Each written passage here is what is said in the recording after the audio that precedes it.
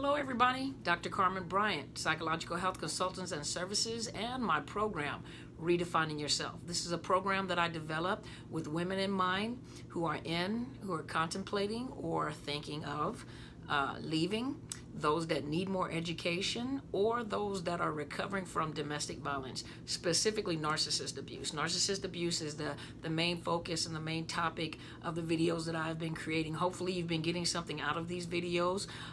Those of you that are still in the situation, a lot of times it takes education, it takes someone providing you with information to help you to understand what it is that you're going through.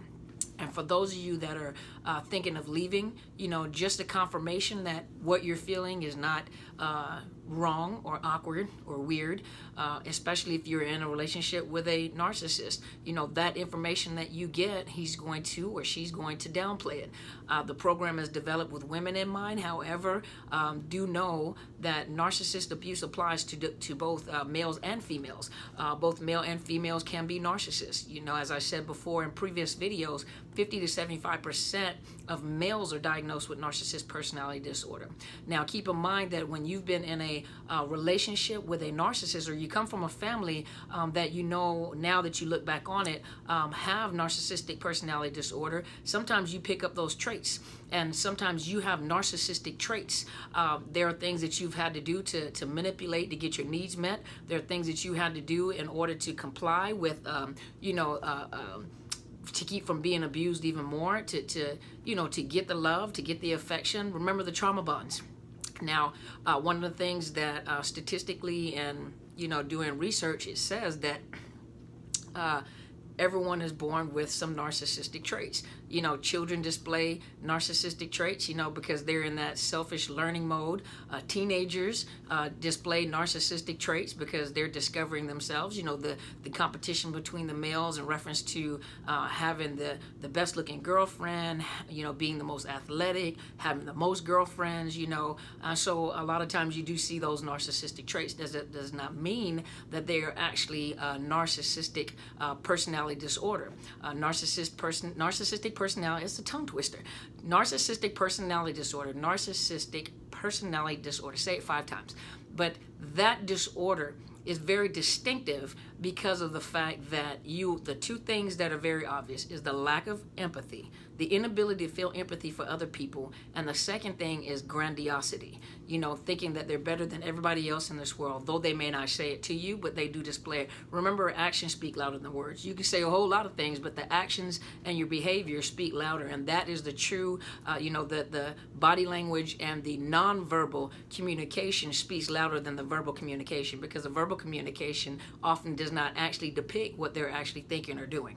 With that being said, one thing that I wanted to talk about today is the very topic that most women and men, but most women usually ask after the discard. After the discard, whether you had to make a decision to discard and leave the relationship for your sanity, for your mental health, for your well-being, for your children's well-being, or if the narcissist decided to do a discard on you. Now, before I start, let me say I applaud you. Don't go back, but I applaud you. Even though it's a very painful thing that you went through, I can tell you this one thing, that as you begin to recover and you begin to look back, you're going to be almost shocked at your choices. Yes, there are women that have said that he's the best lover I've ever had, and there are some women that said that I just catered to his ego, because if I did not cater to his ego in reference to our sexual experiences, then he would abuse me, make me feel bad. So either way it goes, there's still trauma bonds, but as you begin to recover and when you look back, for some women, they look back and say, I would have never chose anybody like this. This is so opposite than what would have chosen. Or this is totally the opposite of anything or anybody that I've ever dated. Because they're narcissists, they know how to pull you in. And so I do want to talk about the topic, and the question is always asked when they discard and go to a new source of supply is, did the narcissist change? Did the narcissist change for the new source of supply? What do you think the answer is? For those of you that have been watching my videos, you can actually say that is not true. Because remember, narcissistic personality disorder cannot be changed. It is a very distinctive personality disorder, and most of them do not last through therapy. They normally don't want to change. They only change to pull in a new source of supply. So narcissistic personality disorder, you can't change that personality disorder. It's a dysfunctional, pathological, with a lot of pathology, personality disorder, and it's innate, and it will not change. And the older they get, sometimes the worse the narcissist gets. So no, just because they discarded and moved on to a new source of supply does not mean they've changed. Now, some of you may say, but he acts or she acts totally different than what he or she used to act like when he was with me or she was with me. Remember the last video I did, the comment was made is, this is not the person that, I don't know what happened to this person. This is not the person that I dated. This is not the person that I met. Well, you met the representative. You didn't meet the real person. The representative came. And remember, you created this person. And they did everything they could do to make sure that they presented everything that you said, or they presented themselves every way that they could be the ideal lover, the ideal man of your dreams, or woman, ideal man of your dreams, because you told them what and how they were supposed to be. So they did that in order to pull you in, create the trauma bonds, and lock you in because you became a source of supply. Eventually that character started to fall apart and you begin to see the real person. So it's not a matter of, this is not the person that I married, or this is not the person that I first met. Of course not, because you met the representative, you married the person, and eventually the person came out and you saw the true character. So when they start showing you who they really are, believe it, they're telling you the truth. So number 2, they get a new source of supply. I want you to think about this for just a minute.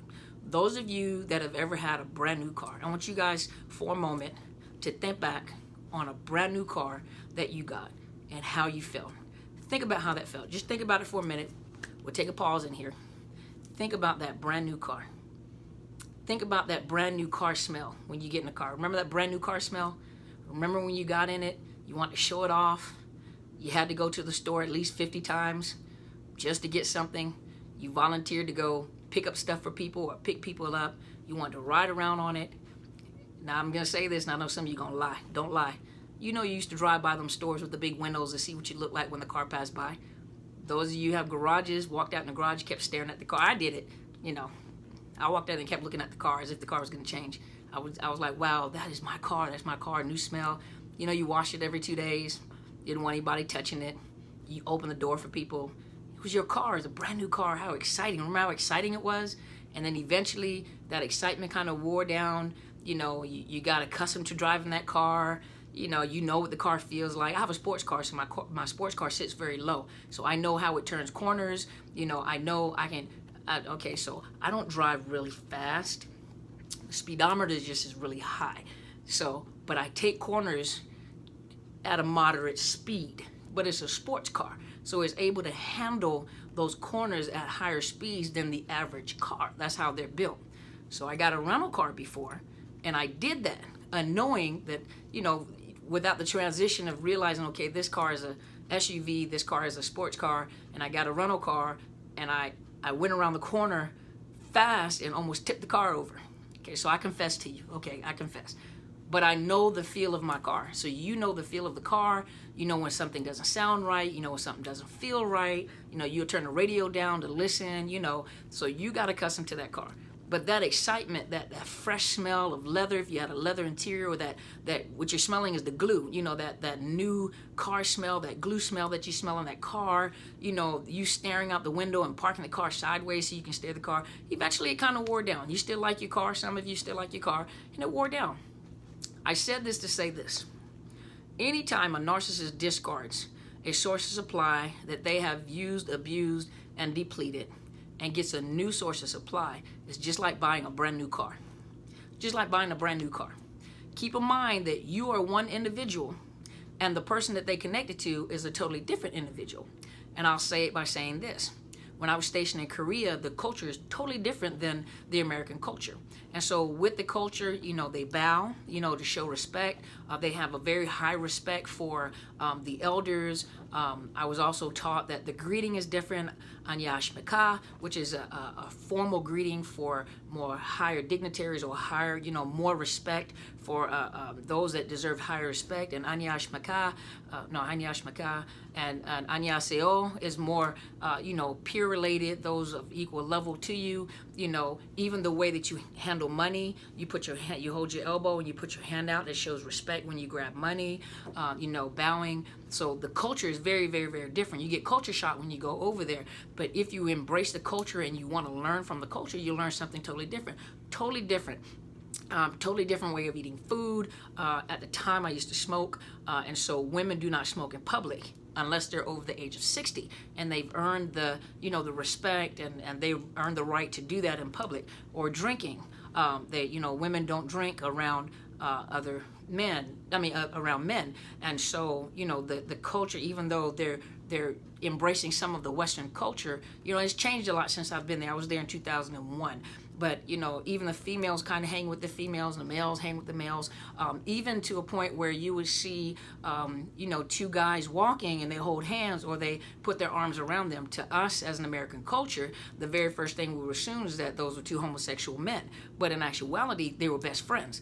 And so they were explaining to us that, when they're best friends, they hold hands or they walk arm in arm, and it's two males or arm around each other. And that's just a display of friendship, very close bonded friendship. But do you see how different that culture is? So I couldn't bring my American culture into a culture that was not mine. On the military installation, it was our culture, our language. But when we came off the military installation, we wanted to make sure as military personnel, we respected the culture. And we made sure that we learned their culture, made sure we implemented those cultures. So it's totally different. Even the way that the men flirt with the women is kind of funny because it's not the way that, the men in America would flirt with the American women or the women in America, or in Korea.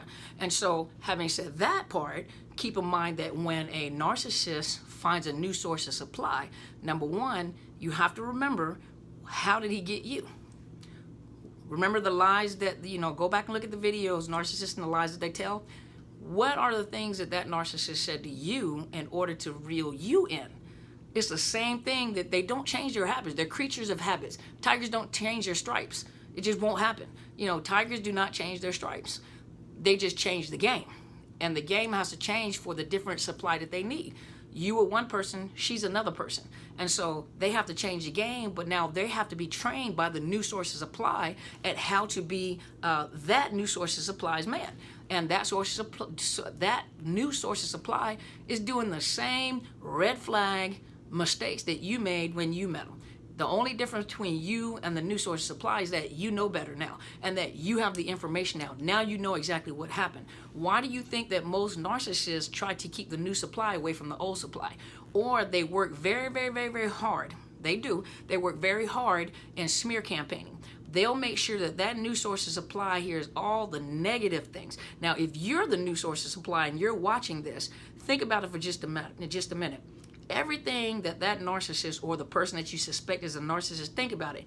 Everything is negative about the old source of supply or about the ex. Everything is negative.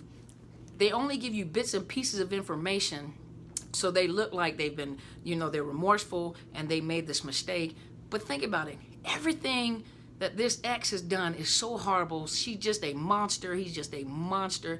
You need to start looking at that. If they never have anything positive to say, they may say one little positive thing, but it's always to keep you on your toes. It's always to make sure that you're confused, but normally they don't want you two connecting. Think about it. They don't want you two connecting. Now, what the narcissist will do, though, to antagonize or really hurt the old source of supply is to make sure that they talk a lot about the new source supply, or make sure you see pictures, or make sure, something to show you that they're different. They're not different. They're just playing a different person. They're playing a different role. They have stepped into a new character. And even when they tell you, I'm not the same person I used to be, you know the old person. You don't know me anymore. I am a changed man. I am a changed woman. If they have to convince you of that and you left, then they're telling you a lie. Go watch the lies that they tell. If they're having to convince you that they've changed, they have not changed. I don't have to convince you that I'm a woman. I know that I'm a woman. But if I have to work really, really hard to explain to you that I'm a woman, something is wrong with that picture. Maybe I'm not a woman. So I don't explain to you that I'm a woman. I know that was a simple kind of explanation, but think about it. If a person has to work so hard in convincing you about something, that's a red flag. You might want to look at that. And so if you're wondering, for those of you that are going through the heartbreak of the discard, for those of you that are even thinking about the fact that they're probably going to discard, or even that you're going to leave, know this: if you leave the source of supply, if you make a decision for your safety, for your mental health, for your emotional health, and for your children, to make that decision to leave, first of all, that's the best decision that you can ever make. And there's support out there for you. Do know, and I'm telling you ahead of time, it's not to hurt your feelings, but to tell you ahead of time, they can't be alone. They're going to get another source of supply. They probably have already been grooming someone. They probably have already been looking at another victim. So they've been grooming that other victim. But if they know you're going to leave, or if you discard, they'll focus all their attention on this new source of supply. And so do know that they will change their character. They will change their persona. They will change their clothing. They will change their communication. And do know this too: for those of you that are watching, and there's a possibility that the narcissist that you're connected to, or the narcissist that you discarded, could be looking at the same video, do know that they will take the information on these videos and they will use this information against you. Number one, either now you've become the narcissist, or number two, I'll be, whenever an educator brings you information, remember that they're so grandiose, they know so much, that they will minimize what a professional, remember, they know more than the law. They know more than their jobs. They know more. They're always going to convince you that they have more information than the person is giving you the information. So do know that if your narcissist is watching this, if you're watching this and you know that your narcissist is what the person that you're connected to, or the narcissist that you were connected to, if they're watching the same video, they're going to use this against you. They're going to downplay everything that I say. So I'm just preparing you mentally for what's going to happen. They'll downplay everything that I say, or they'll try to prove what I say opposite to you.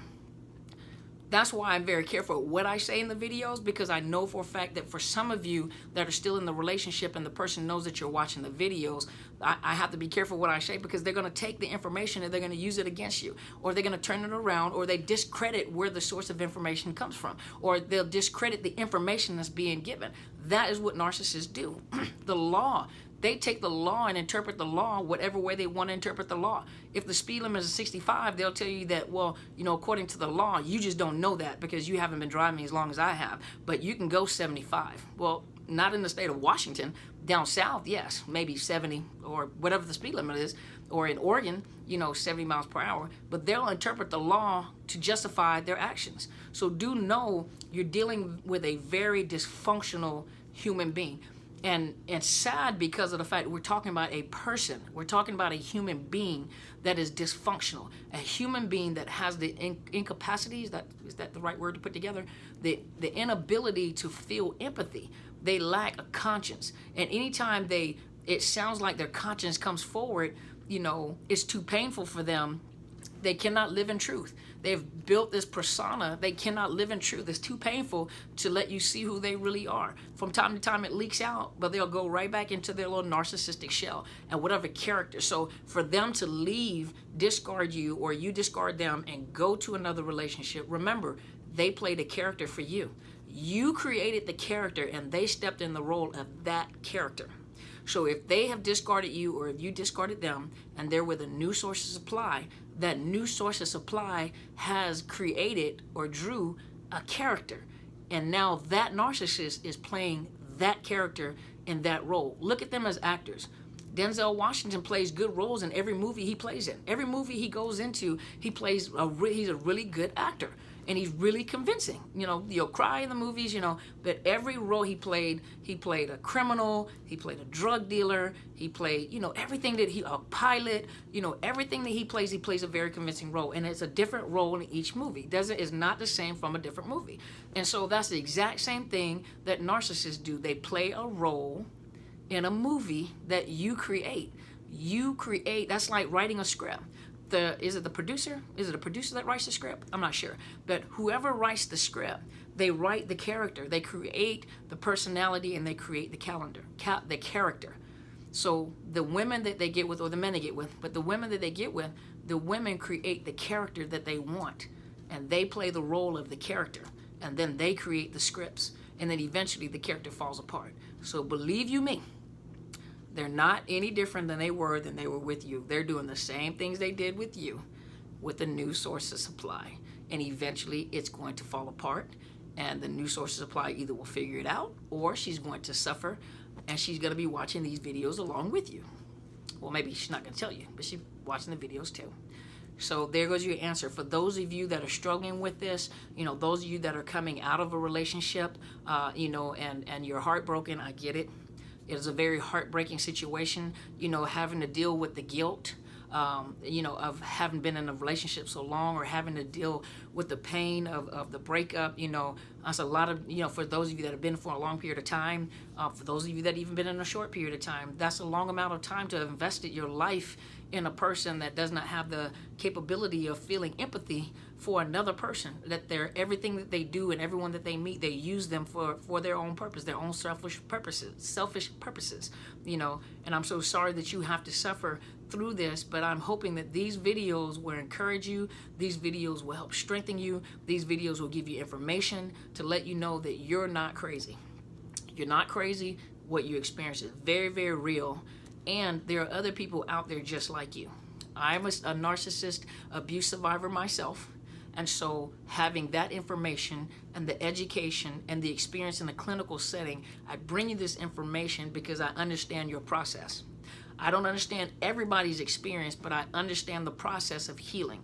And there is healing, there is light at the end of the tunnel. Continue to watch these videos. Continue to watch these videos and strengthen yourself. Continue to watch these videos and get information to strengthen yourself that you can move on. Don't remember the video that I had, don't rush the grief and the grief and loss process. Stop rushing people through the process of healing.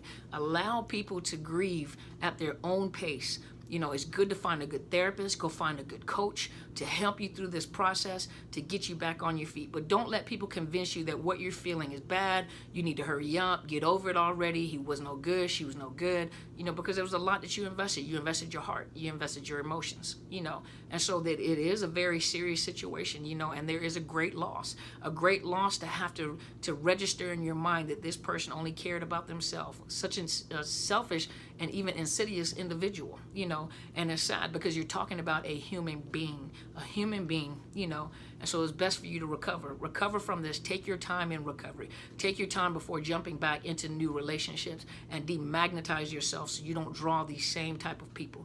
Remember I said before, if you keep going through the same type of relationships, you keep experiencing the same type of thing, there's one common denominator, and that one common denominator is you.